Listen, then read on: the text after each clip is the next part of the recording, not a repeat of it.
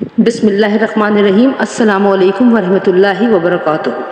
پیارے نبی حضرت محمد مصطفیٰ صلی اللہ علیہ وآلہ وسلم نے ارشاد فرمایا کہ ایک مسلمان کے دوسرے مسلمان پر 6 اہم ترین حقوق ہیں۔ نمبر 1، جب ایک مسلمان دوسرے مسلمان سے ملے تو وہ اسے سلام کرے۔ نمبر 2، جب ایک مسلمان دوسرے مسلمان کو دعوت دے تو وہ اسے قبول کرے۔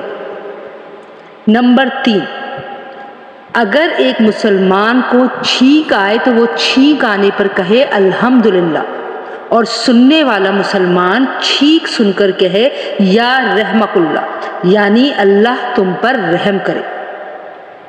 نمبر 4، جب ایک مسلمان بیمار ہو تو دوسرا مسلمان اس کی عیادت کو جائے۔ نمبر 5، جب ایک مسلمان کا انتقال ہو تو دوسرا مسلمان اس کی نماز جنازہ میں شریک ہو اور جنازے کے ساتھ ساتھ چلے۔ نمبر 6، جو کچھ ایک مسلمان اپنے لیے پسند کرے وہی دوسرے مسلمان کے لیے بھی پسند کرے۔ سنن ترمذی حدیث نمبر 2736۔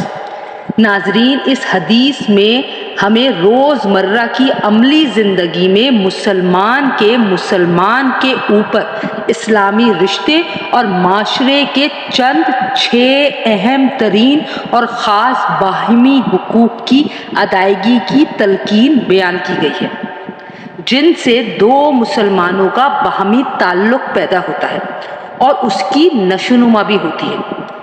اس لیے ان کا خاص طور سے اہتمام کرنے کا ہمیں حدیث کی صورت میں حکم ملا ہے۔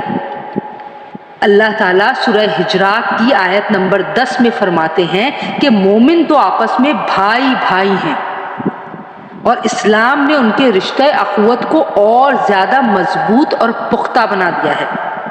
ناظرین، چنانچہ اسلام ہم سے یہی چاہتا ہے کہ مسلمانوں کی یہ محبت اور الفت تا قیامت ایک دوسرے کے لیے قائم اور دائم رہے، تاکہ وہ ایک دوسرے کے لیے خیر خواہ اور پورے معاشرے کے لیے کارآمد بن سکے۔